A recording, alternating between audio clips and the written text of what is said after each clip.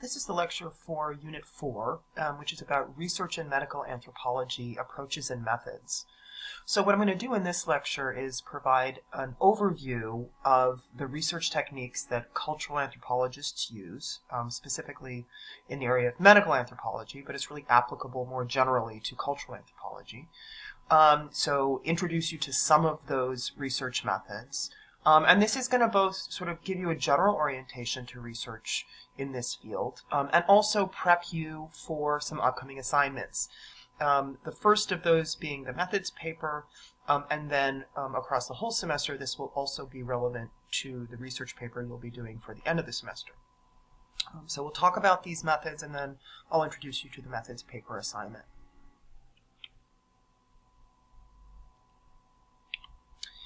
So cultural anthropology is a qualitative social science.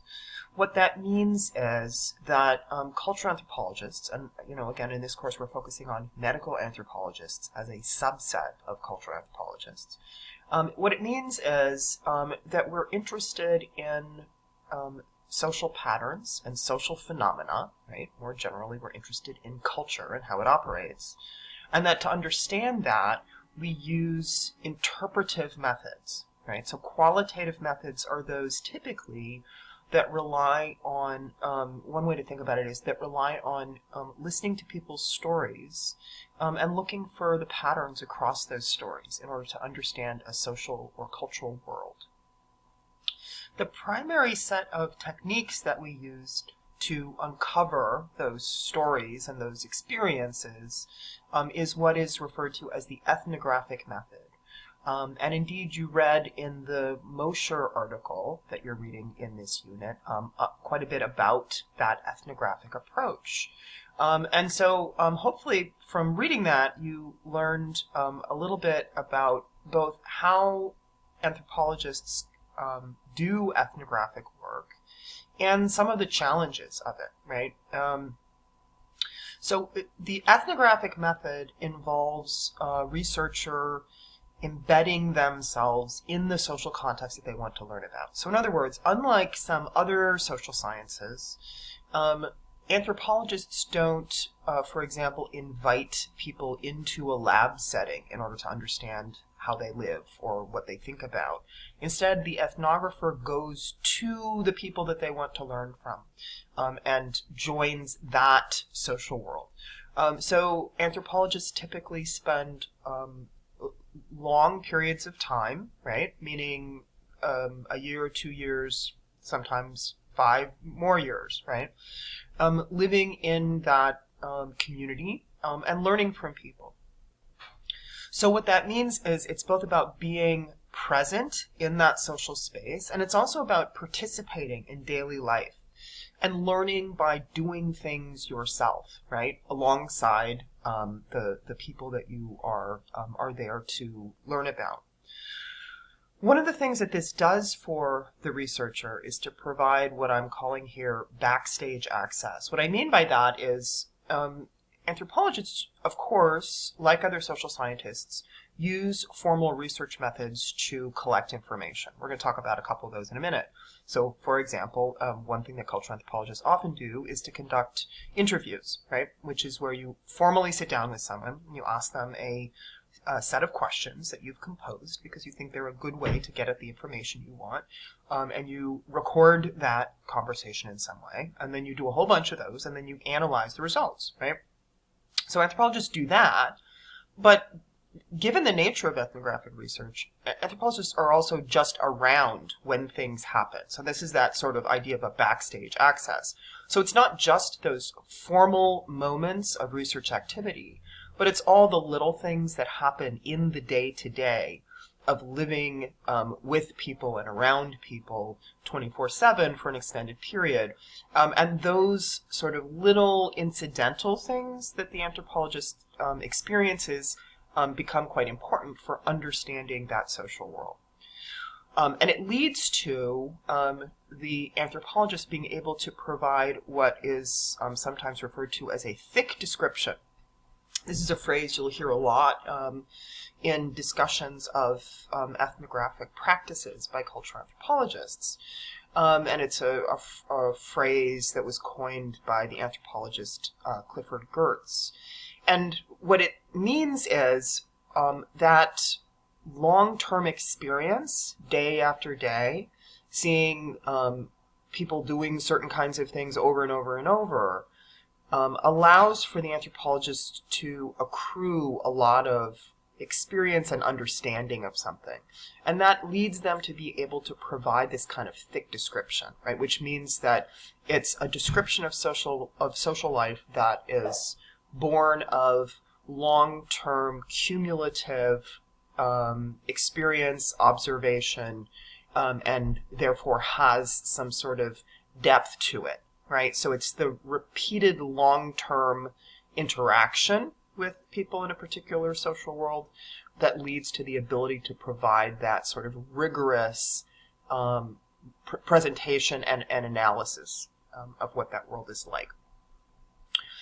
Some other qualities of the ethnographic method are that this is a process that is subjective, interpretive, and reflexive. I want to take a minute to unpack these terms. A lot of times I think there's an assumption that saying that research is subjective is a bad thing, right? As particularly in the context of Western culture, we're often trained to believe that objective is better than subjective. Cultural anthropologists want to challenge that notion and suggest that, in fact, in the context of trying to understand people and how they live, that trying to take some kind of objective approach is probably impossible and may, in fact, do a disservice to actually understanding what people are like.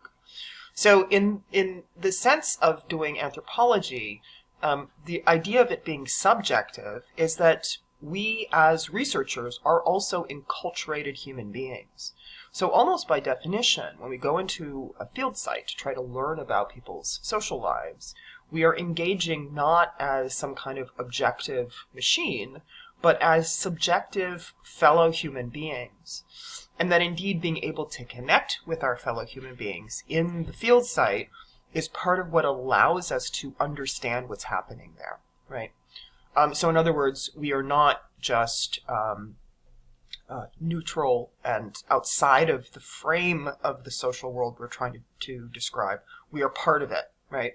And that is, where this idea of reflexivity comes from. You'll often hear this term as well, that anthropology is reflexive as a practice. And what it means is that cultural anthropologists make a point of recognizing that their presence in the field site informs what happens there. The Mosher article, for example, suggests that ethnographic research is collaborative between the researcher and the people in the field site that the researcher is trying to learn about, right? So in other words, the anthropologist doesn't go in and sort of single-handedly create knowledge, but instead it's precisely through interactions, it's through those interpersonal exchanges that the knowledge of the ethnographic project comes into focus. So again, anthropologists have recognized that and make it not a problem, right, or a liability, but actually part of how to successfully conduct research in this way. Okay, so that's sort of the backdrop or the overview of an ethnographic approach to doing research. Now, within that, as I mentioned before, anthropologists are using specific techniques, and those techniques are what we call research methods. A few of the main ones that cultural anthropologists use are interviews, observation, archival research, genealogies, and film and photography. This is not an exhaustive list, but these are some key techniques that are used. And the two we're going to focus on in this course and in the assignment that's coming up are interviews and observation. So let's start with interviews. Interviews, which I'm sure many of you have done an interview at some point, and even if you haven't, Interviews are simply conversations between two people. And conversations, one way I think of it is sort of a conversation with an agenda. So the person doing the interview has an interest in learning very specific things from the person they're asking questions of, right? But it is in many ways very much like other conversations, right? In all conversations, typically, people ask each other questions and listen to the answers, right? So interviews are not radically different than other kinds of conversations you've had, but they are different in the sense that you, the interviewer, are going to be much more purposeful about what you ask and about how you record what you hear in response to those questions than you would in just a casual conversation, okay? Let's start with some categories, different kinds of interviews. Interviews can be either structured or unstructured. The interviews you'll be doing for this course are going to be unstructured, but I wanted to give you a sense of both varieties so you know how to compare them. So a structured interview is one in which the researcher is going to carefully craft a list of questions and ask them of each interview subject in precisely the same way, right, using the same phrasing in the same order, and try to be as consistent as possible from one interview to the next. The idea with structured interviews is that you are looking for something that will allow you to be comparative across a relatively large pool of interviewees. An unstructured interview, on the other hand, is one in which you will still go in with a list of questions that you've composed in advance, but you will let the conversation go where it leads a bit more than you would in a structured context. In other words, if you ask your interviewee a question and it leads you to think of a follow-up that wasn't on your script, you will go ahead and follow that line of questioning and you will ask that follow-up question.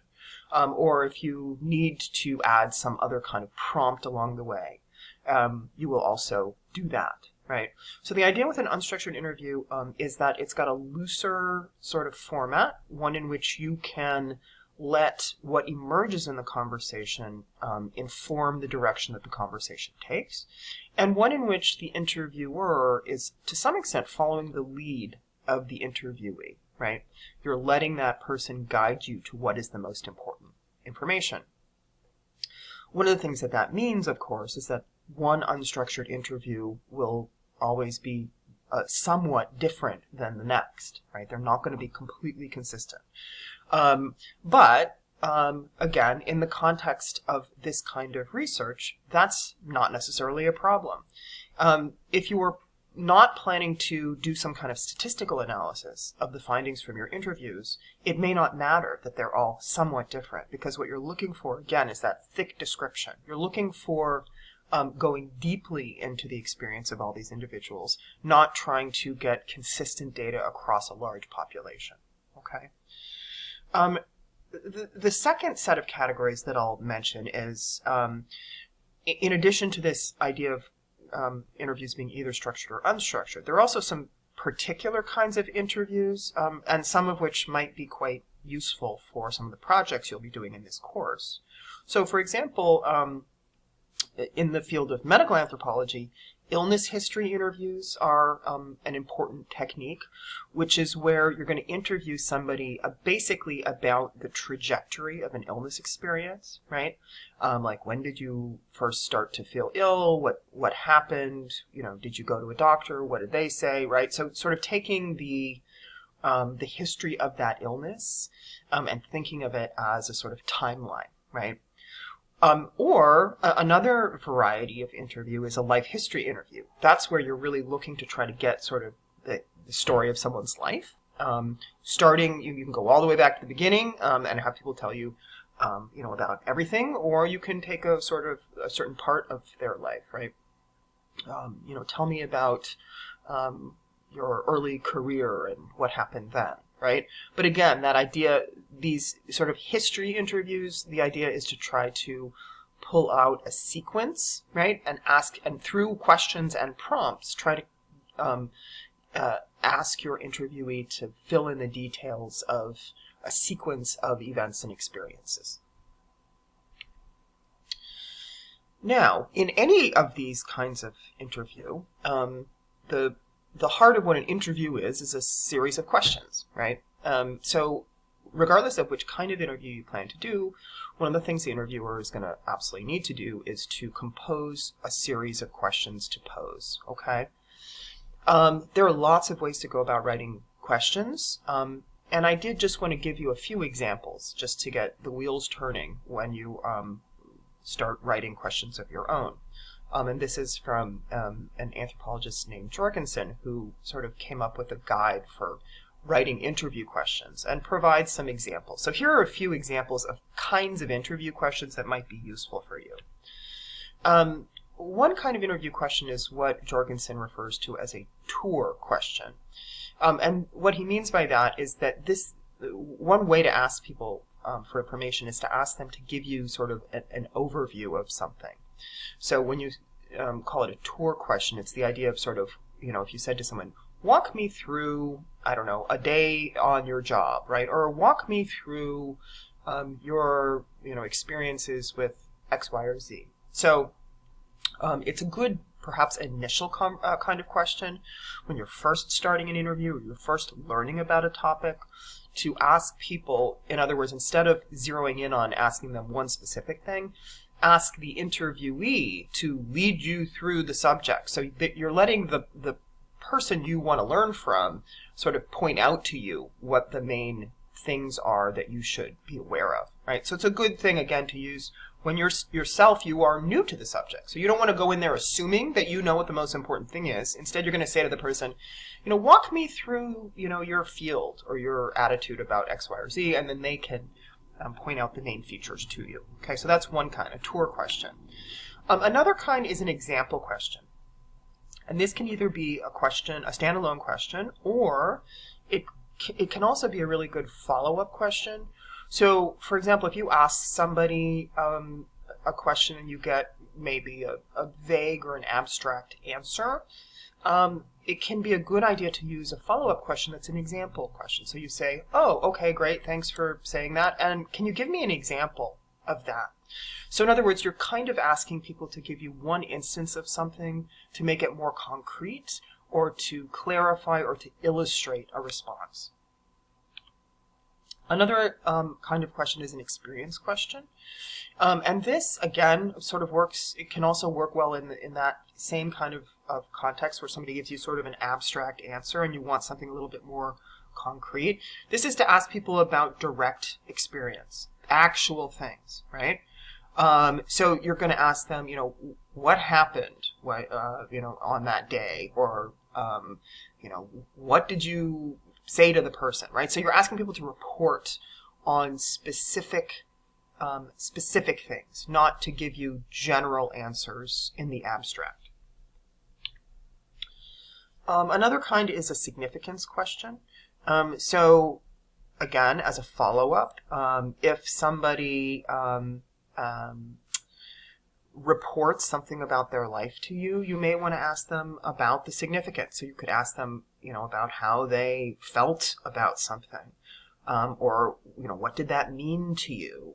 What did you think about that? Right. So you're asking people not only for what they've done or had happened to them, but how they actually felt about it and how they interpreted it.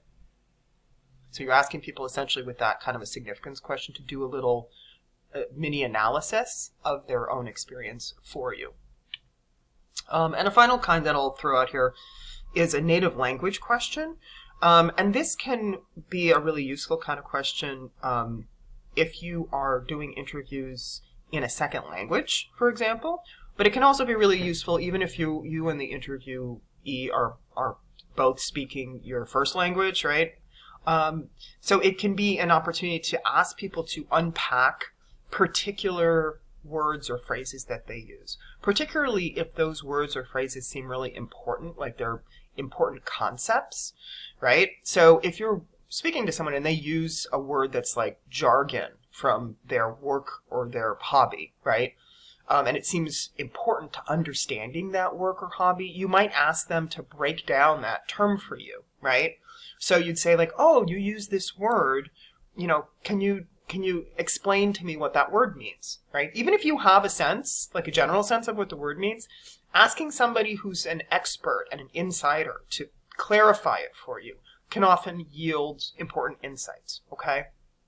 So it's really just, if somebody uses a word or a phrase, you stop and say like, oh, hey, you use this phrase. Can you tell me more about what that means and what that means to you? Okay. So again, this is not an exhaustive list. It doesn't mean that you can only write questions in these ways. It's more like to give you some examples and some suggestions for some of the ways that you might think about writing questions. Now, obviously, when we're having these kinds of conversations that are interviews, unlike a casual conversation, which, you have conversations all day long, you have a vested interest in capturing the information that is revealed during those interviews, right? And for the most part, it's too hard to just remember it. So you're going to need to record it in some way because you're going to want to be able to remember it later on and write about it, okay? So don't just rely on your memory. Memory is usually not good enough to capture all those details. So there's a few different ways to do it. And these are three that I mentioned here. You can take notes during the interview. Literally write or type during the interview. That's a fine way to capture that information. The challenge of it, as you can imagine, is trying to write or type while you're also listening and talking is kind of hard, right? So you're going to have to work at that technique, right? You've all done it when you've done things like even like taking notes during a lecture in a class, right? It's the same idea. Like you're trying to listen to what's happening and also, think about it and then also write it down. Some people find it challenging to try to write and still be present enough to ask the next question. But it's a great technique, so it's worth trying. You can also wait until after the interview to take notes. This one you have to rely on your memory a little bit more, but if you take the notes after the interview sort of as soon as possible, like literally right after the interview, you'll be able to remember quite a lot. If you leave it for too long, like if you don't write it down until the next day, you will have forgotten a lot more. So that one, if you're going to wait, if you're going to be present in the conversation and then write the notes afterwards, try to do it as quickly as possible. And then, of course, sort of maybe the most obvious thing to do is just to record it, right? Use your phone or whatever else. And that is, of course, great. You get a complete record. The challenge with this one is you need to then go back and listen to the recording and either take notes or transcribe it, which is also great because you have a ton of information then. It's just kind of labor intensive, right? So usually a good idea, I think, is to do two of these, right? To pair them. So something like digitally recording the interview, but also take a few notes during the interview so that when you're done, you don't have to go back to listen to the whole recording to understand anything. You already have a few notes, you know the gist of it, and then you can also go back to the recording to get the details if you need more, okay? So think about these three techniques. And again, my suggestion is to use any two of these at the same time to make sure you capture what goes on in an interview. Okay. Now, the other key technique that we'll be using this semester, and another key technique for medical anthropologists more generally, is observation.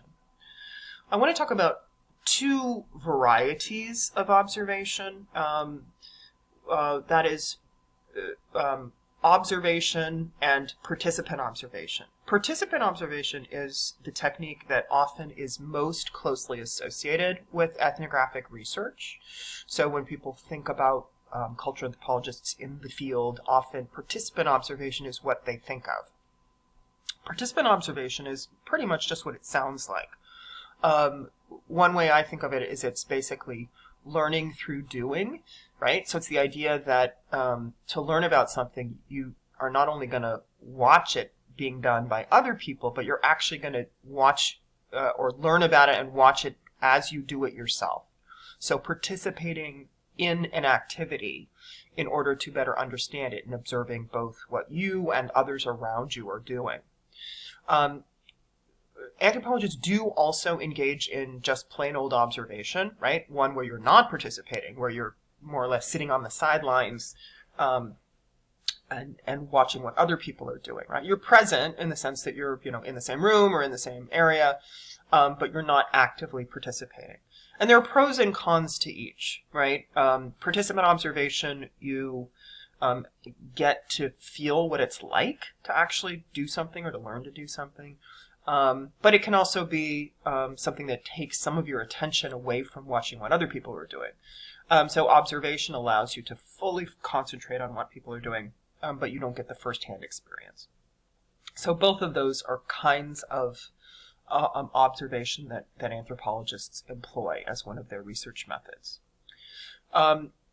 Another thing to think about when thinking about using observation as a research method is the nature of what one observes and sort of how often or to what extent something is observed. And again, these are complementary. So in a field setting, right, if you're doing an ethnographic project, you'd end up doing both of these probably in the same way that you'd end up doing some observation and some participant observation. So one way to think about observation is that you're going to observe as much as you can, right? So using it to really gather information about as many different things that you can see or experience in the social context that you're interested in. So observing lots of things once, right? Just observing everything and trying to record as much of what you see as possible. There's also value to observing the same thing multiple times, right? So if you are interested in learning about something, making a point of sitting through multiple instances of it, right? Just as an example, right, in the area of medical anthropology, if you're interested in healing practices, right, you may want to go watch the same healer treat multiple patients over time, right? Like sit through 100 such consultations. And you'll see then how all of those consultations have certain things that happen in every single one, and then there's also all these variations that happen, right? So observation can be about identifying those patterns by carefully observing things over time. Just as with interviews, one also needs to think about how to capture what you learn through observation. It's a little different than capturing what you learn in an interview, because an interview takes the form of language, so it's sort of more easily translated into a different form, right? Like you can write it down or type it up, right? You can have a verbal version of your interview pretty easily. When you're observing, right, people doing stuff in the world, it's a little harder to reduce that down to a sort of shorthand in the same way. A typical technique for anthropologists in terms of what you actually, like what the data looks like from an observation, is to take notes, right? So you're watching stuff and you're writing down, or if you're in the context where you can use a computer, right, you're typing up what you observe in real time, right? So like literally sort of narrating to yourself what you're seeing and turning it into words. Of course, one can also use more visual methods, right? Photography, film, you can do all that. But again, you'd need to figure out then, what exactly am I going to photograph or film, and how am I going to process what I capture in that way. But definitely taking notes is a tried and true technique for turning observation into data. Okay, so these techniques, both this sort of general understanding of the ethnographic approach and these particular methods of interviewing and observation, are what are going to frame your next assignment, which is the methods paper. So what I want to ask you to do next, after you finish with this video, is to go look at the handout for the methods paper. there is time built into our schedule this semester for you to spend time working on collecting the data for that methods paper. As part of this assignment, you're going to conduct 2 interviews and 1 observation related to medical anthropology, meaning having anything to do with health and healing, health, illness, and healing. Okay. So if you look at the handout, you'll see the much more specific instructions for that. But basically, you can choose a subject within this realm of health, illness, and healing. And you're going to identify 2 people that you can ask questions about that, and 1 place where you can go and sit and observe a bit, okay? So in the paper, it's really about experimenting with those methods. This does not need to be like a polished paper in the sense of like a grand analysis or something. Really, the main thing is to do your best to implement these 2 methods and to write up in the paper what you did and what you learned from the process, okay? You'll see on the handout that I give you instructions both for doing those interviews and for doing the observation. And then there's also a part of the assignment where you're going to answer some questions about that process, okay? Where you're going to sort of reflect on, what was it like doing interviews? What can you learn from doing interviews? What was it like doing an observation? What can you learn from doing an observation? Okay, so this is really our time to try out these methods and just to think a bit about the research process more generally. Okay, so that's really the goal of the assignment, and I also hope that it'll be sort of a fun experience. Doing interviews and observations can be really interesting. So it's also a time to see how interesting it can be to do this kind of research. So I will look forward to seeing what you come up with through these assignments.